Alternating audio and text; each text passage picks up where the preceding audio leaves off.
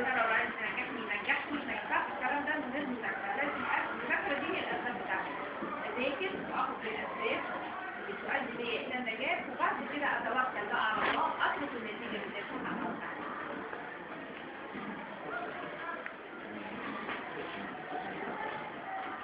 المعلم سيخرج من خطك من تحت يد المعلم بقيه الوظائف التي يحتاج اليها المجتمع، فعليك تقويض جوانب ضعف هذا الطالب واخلاق النيه التعليمي وتوصيل العلم اليه، فانت قادر على هذا العطاء.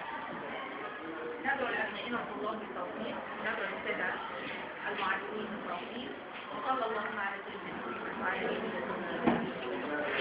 وصحبه. بنقدم الشكر للاستاذه ألفت في الدائره الاسلاميه على مجموعه اسمه التبادل. حد عنده اسئله للاستاذه ألفت؟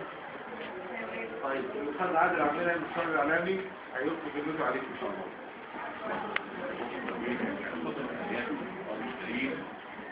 سنة نبوية بمعاني جميلة وقيم جميلة لابد محل بها.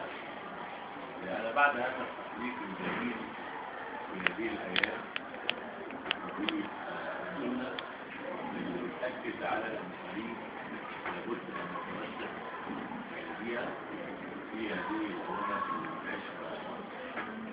أتفقوا محتاجين جدا نفهم ونوصف وقواعد تدوين تطوير أفكار بالتأكيد لدينا قناعة بأن الله هي الشيء في تعامل. أول حاجة أبدأ بها دعوة بها لكل إنسان يسأل نفسه. أول سؤال يسأل نفسه هل أكيد فرق الصلاة ولا لا؟ لأن الحاجة الوحيدة اللي يسأل عنها الإنسان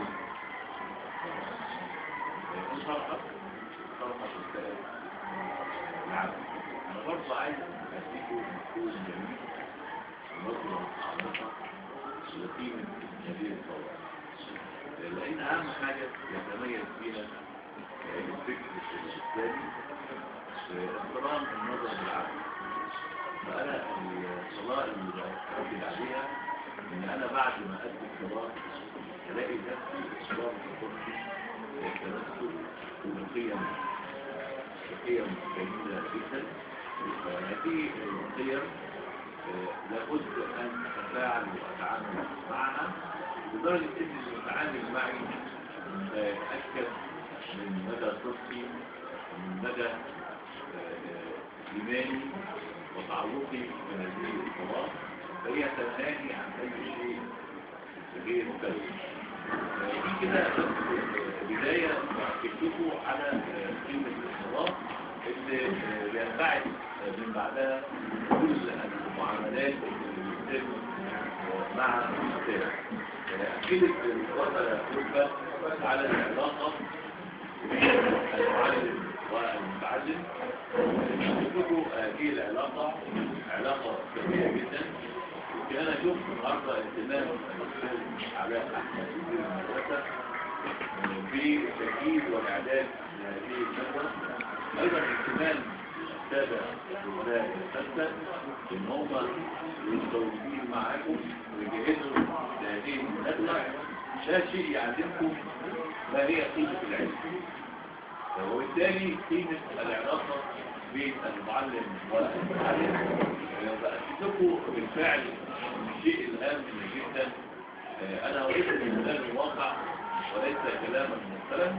يعني أنا لحد النهارده أتذكر الأساتذة العلميين في كل مراحل تعليمي حتى وصلنا إلى الجامعة.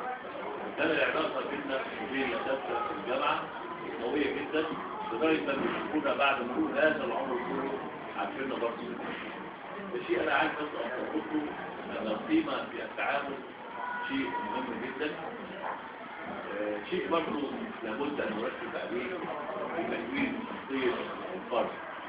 لازم يا جماعة لازم الطلبة يفهموا إن شيء مساوي جدا أن يتعلم الإنسان ويعلم ما هي حقوقه وما هي الواجبات اللي عليه. ده شيء هام جدا، لأن لو ما عرفناش كده مش هنعرف نتعامل مع الآخرين. بس ده كلام بيقوله برضه لابد أن يكون مزود بقيم دينية ثانية. يعني يمكن ارتفاع الصوت اللي بنشوفه دلوقتي وأعمال المنافية لطابع الشارع المصري اللي بدأت تظهر في الآونة الأخيرة بعد الثورة، شيء طبعا محدش يرضى بيه أبدا. لازم كل إنسان يبقى عارف الواجبات يعني التي فيها. إحنا في هذه الفترة في مصر محتاجين بكل العمل، بكل الترتيب لابد أن تكثر العمل من أجل هذا البلد اللي فيه طبعا علينا إحنا حق إن إحنا نعمل ونجتهد عشان نعدي الفترة الصعبة اللي بتعيشها مصر. أشوفوا إن لازم الطلبة والمسلمين إن هم جيل هيبقى عليه المستقبل الحاضر. كل واحد يبقى فاهم إن هو قيمة في هذا المجتمع، كل واحد يبقى فاهم هو أي يوم الصبح هيعمل إيه. لأن الإنسان لو ما عملش حاجة جديدة في حياته يبقى ما قدمش رسالة منه. أيضا المدرس هو جاي يحتسب عند الله. طيب، بعد الشبكة، ده هو الداير.